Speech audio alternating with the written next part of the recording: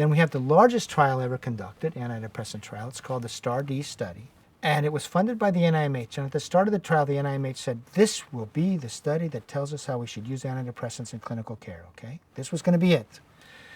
They enrolled 4,041 patients, and at the end of 1 year, there were only 108 patients that were still well, neither not depressed, and in that trial. That's a stay well rate of 3%.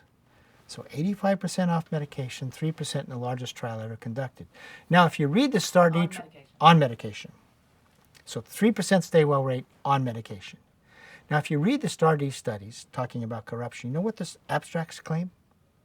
Stay well, that 67% were cured with antidepressants, but the real data was 3%.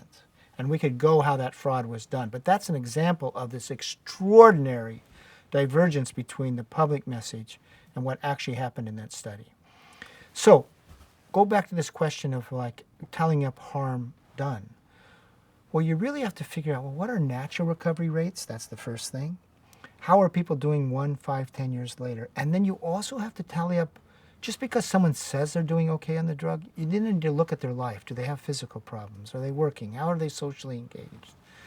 And that's what we really need now as we try to tally up how this is affecting us as a people is, what are the lives of people like after 10 years on, say, antidepressants, etc.?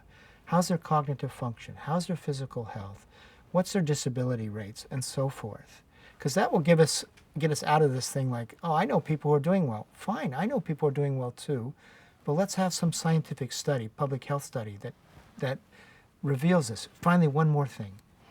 The NIMH did a 6-year study on depression in the 1990s, okay? The people who didn't take medication in this study had only 1/7 the risk of going on disability that those who did take medication. So the people who got medicated had a 7 times higher rate of ending up disabled by the medication.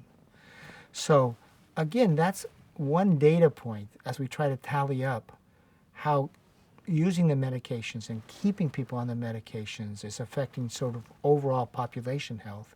And really, as we address that question, you really do not want to be saying like, well, I know people are doing well. Fine. Those voices are always out there.